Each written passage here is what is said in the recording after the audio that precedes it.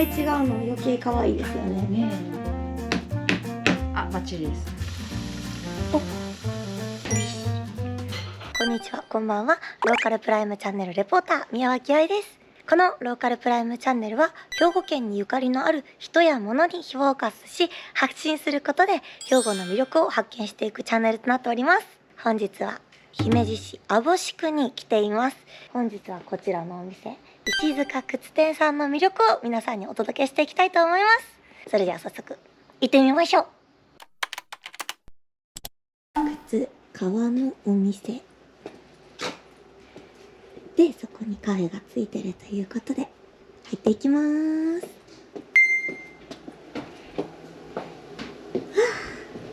素敵なお店、素敵な内装だ。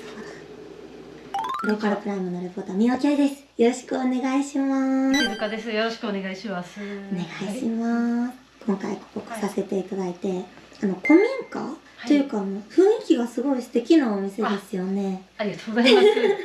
歴史はそんなないんですけど、まあ一般のお家ですけどね。いや、なんか靴屋さんってお聞きしてたので、まず女性のオーナーさんっていうのですごいびっくりしてます。そうですね、やっぱり職業っていうとどうしても男性社会やったので、職人はやっぱり教えてもらった人は男性のね、おじいちゃん先生とかでしたけど、生徒さんっていうか習ってる時は半分ぐらいはでももうね。靴屋さんはもともと家業か何かでやられてたんですか？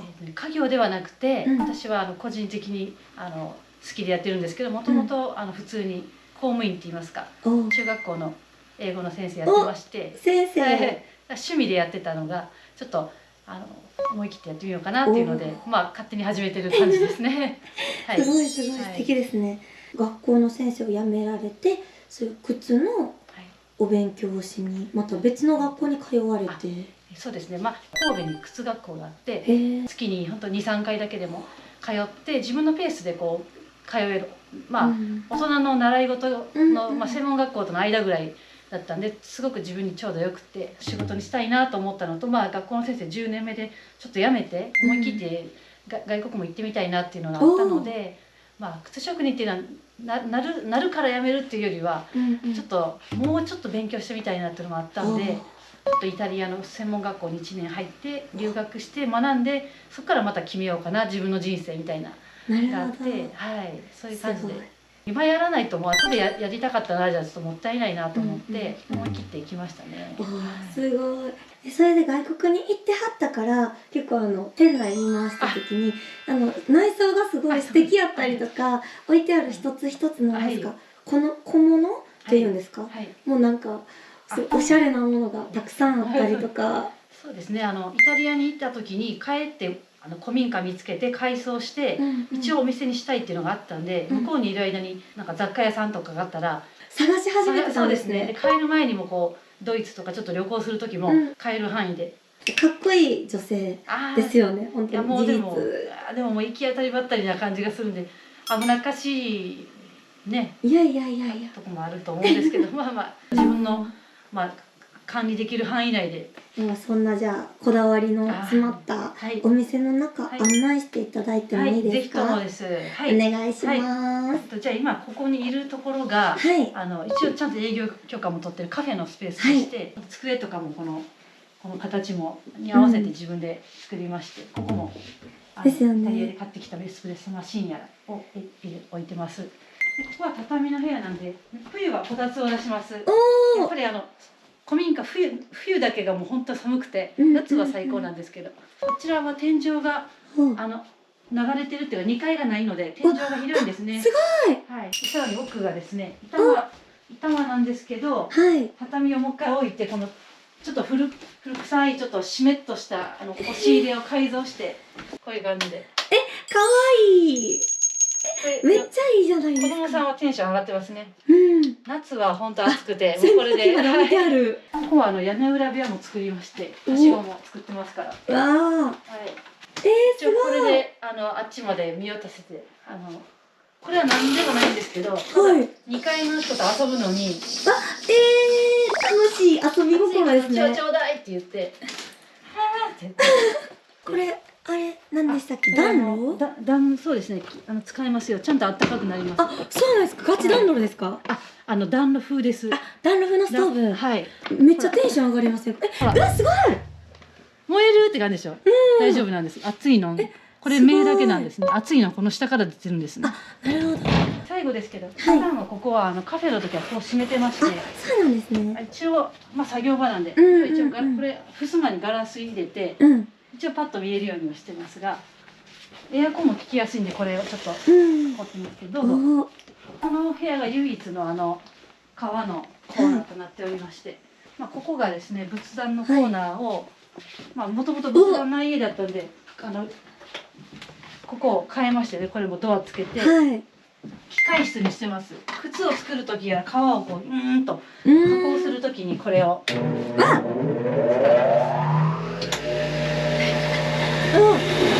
りが舞うんで、この部屋は一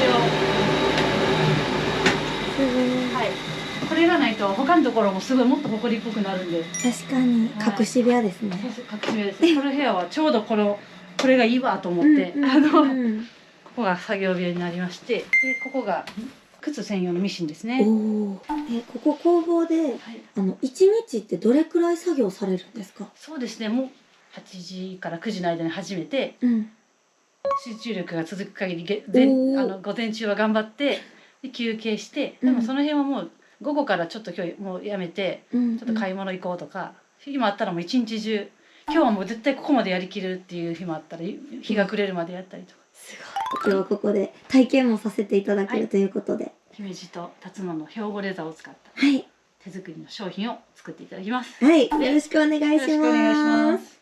お願いします。お願いします。キーホルダーのちょっと簡単な方からして、その後IC カードケース作ろうかなと思ってます。はい。今日は一応よくある、これは本当イベントなんかで500円のワンコインでしてるんですけど、分厚いんですけどね、一枚革でクッキーの抜き型みたいなでズコンと抜くんですけど、こっちが危なくてこっちが触っていい方で、これでこういうのでガシャンって抜きます。へえ、それ用にあるんですね。例えばちょっとこれボロボロのやつで試しにいきますね。やります。せーの。ほら。すごい。で、今回は目も入ってますからね。確かに。これ手でやろうと思ったら本当にっていうか無理。絶対無理ですよね。最初は手でやってたんですけど、なのでやっぱりこういうのは抜き型をね、金型っていうのを頼みます。それで革っていうのは水が染み込む素材と染み込まない素材があって、これはもうヌメ革って言いましてね、ヌメ革って言いまして、色がどんどん変わっていったり、ここに打刻ができるっていう革になります。これはちょっと水をね含ませるんですけど、今回は表がね撥水加工の革なんで、これはちょっとポチャンとしてこの下からいきます。このハリネズミちゃん。10秒ぐらいですね。ちょんちょんってして。ちょんちょん。それでいいですね。ちょっと我慢してくださいね。はい、もういいです。でちょっとすいません。救出。ほら見てください。こっち側弾くでしょ。これもともとソファーとかカバンとか撥水がされてるんで、本当のヌメ革ではないんですけど、表に少しなんていうんですかね、撥水の効果が出るものにしてあるんで、こちら側しか水がいかないんですね。全然変わった。でこれで今こっち側からのが表に行ったので、これでやっとちょっとめり込める。さあそれでは文字ですね。漢字以外全部あります。数字、デカ数字、大文字、小文字は本当に4分の1の超小文字。そしてちょっとこれはプラスチックみたいなのでちょっとファンシー系なんですけど、ひらがな、ちょっとやり方が違う刻印なんですけど、これがカタカナ、ひらがなですね。ひらがな、あと絵文字も入ってます。思い出の日付を入れたいと思います。強めだったら3回で弱かったら4回なんでちょっと言いますね。もう1回やってくださいとか。マジで可愛いかも。パーフェクト。文字たくさんも可愛いですね。思い出の日付を入れました。わーい。超楽しいし超可愛い。でもこれだけじゃないんですもんね今日。では続いてですね、IC カードケースですね。こちらもカットしてミシンはもうかけてます。お私の方で。ちょっとこれは普段ねミシン持ち歩けないですから。うんうんうん。かわいい。はい、でここに IC カードを入れて、お、ここから見える感じですね。うんうんうん。このパーツですね。はいこれをハンマー持って、はいこれでちょっと穴をねお開けてください。はい。はい。あ、バッチリです。なんか下に突き抜けた感があると。なんかちょっっと抜けた感が。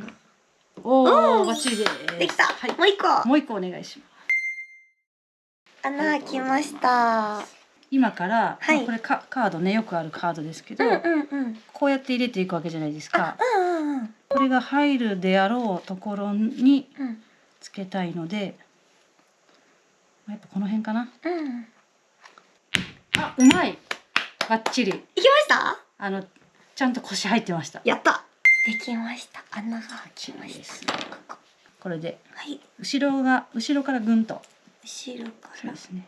そうそうそうそう。黒いやつで挟んでやって、こう。いいですね。おはい。うんうんー。うん、いいですね。でこうだ。うん。すごい。で蓋して。蓋。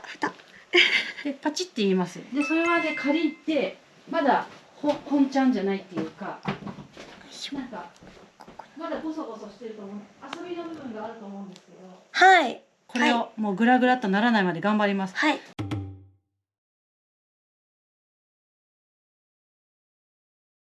どうですか。チェック入ります。先生チェック。お、素晴らしい。動かない。やった。良い安心で。感じ。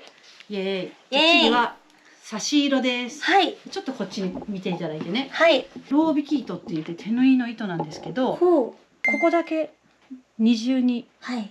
留うんめ具っぽい感じで縫います。でそれがちょうど差し色になって可愛くなるので、好きな色を選んでいただいて、例えばこれで、うん。はい。じゃあ白にします。白にします。ははい、きましたね。はい。じゃあもう一周いっときます。同じ穴にね、うんうん。もうこうやってギュッとしますね。はい。チョキン。はい。いろいろなんかこういう電動うん。なんかね熱するやつでこれを焼き切るんですけど、はい。私はまあちょっとアナログでライターでいきます。普通の糸の時の玉留めみたいな感じですね。そうですね。それの焼き切る版でこうやってあったかいうちにこうねやってあげると、もうこれで固まっちゃいました。へはい、え。できました。あ、すごい本当だ。で最後はですね、はい。こういうコバをね、コバっていうのはこの面のことですね。はい。今日綺麗ですけど、もっとツヤっとさしたいときはヤスリかける感じ、木で言うと。でその上にこうニス塗ったりするじゃないですか。はい。やりますか。あ、やりたいです。ちょっと新しいからもうパンパンに入ってますね。ちょっとこうもうそんなに必要ないからこれぐらいにして、ここの処理が綺麗だとより高級であったりこうかっこよく見えますね。しなくてもいいんだけど、切りっぱなしとかねでもいいんですけど、した方がまあいいかなって。では糸をね、最後紐ちょっともう一個取ってきます。紐を選んでもらって、はい。首からなるほど、こうやってできるようにだ。今回は白尽くしでいきます。白でいきます。可愛いじゃないですか。軽く丸結び玉留めしときますんで、はい。自分でまたやってください。ありがとうございます。はい、できました。美しい。シンプルで可愛いですね。イエーイ。いいじゃないですか。じゃあちょっとそれを。イエーイ。できました。オリジナルパスケース。はい。じゃあ最後仕上げで、はい。まあここ小刃処理。大成功ですね。いい感じ。そこまでできたら上等です。可愛い。OK です。ありがとうございます。イエーイ。マジで可愛い。上級コースですね。やった。このちょっと色合い違うの余計可愛いですよね。ねえ。ありがとうございました。早速使って。使います。こちらがこだわりのカフェスペースです。今日はカフェラテを提供しようと思って。ありがとうございます。これがミルでエスプレッソ専用のミルなんですけど。では行きます。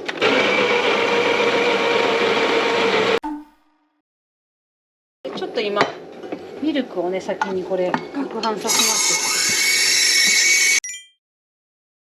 シュン入れてましたね。でちょっとパイプを掃除してあげて。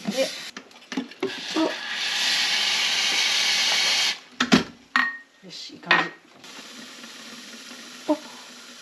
ねっとりっていうか、うんカフェラテはイタリア語ではい、コーヒー牛乳です。おお、日本ってなんか耐熱グラスとかなんか危なそうやからだいたいコップに入ってきちゃいますけど、うんイタリアではこのコーヒー牛乳なんでちょっと温度下がりますよね、牛乳が多いと。だからこの耐熱グラスのもうちょっとちっちゃいのにだいたい出てきます。へえ。でだから私もそうしてます。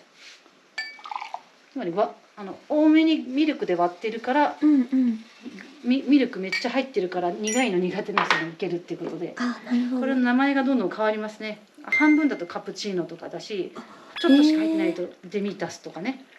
すごい。いっぱいもっと名前があって私も知らない名前いっぱいありますけど。はい。わどうぞ。ありがとうございます。じゃあこのはい、本場だかだ。ら飲みやすい温度ですよね。入れていただきました。かわいい。これも皮だ。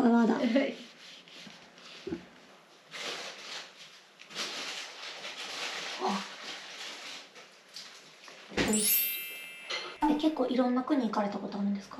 留学はアメリカとか、んニュージーランドにワーキングホリデー行って、うん。青年海外協力隊でインドネシアに2年行ってた時、わ旅行はあとはちょろちょろあるんですけど、長期滞在はそれぐらい。あとはイタあ、すリア、ごい。逆に行ってみたい国ってありますか？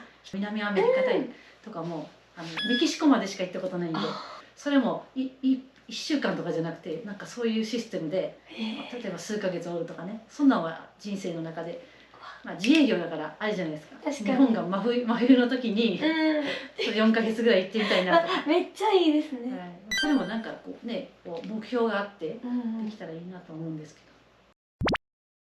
はい、本日は素敵なレザーのグッズ、そして体験と素敵なカフェでのコーヒーありがとうございこちらこました。そありがとうございました。すごい美味しかったし、すごい楽しかったです。ありがとうございます。そう言っていただけて。はい、で今後のなんか目標とかそういうのってあるんですか？あ、そうですね。6年目になってるんですけど、半分ぐらいコロナで、こう結構イベントに出れてない時期があったんですね。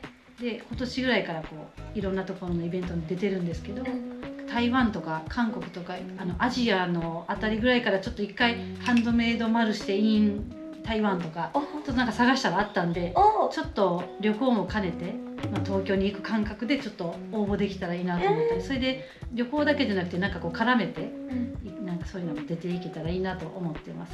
楽しみがそれ一つですね。いいですね、素敵ですね。なのでぜひまた皆さんも石塚さんの、石塚靴店さんの情報もチェックしてみてください。よろしくお願いします。お願いします。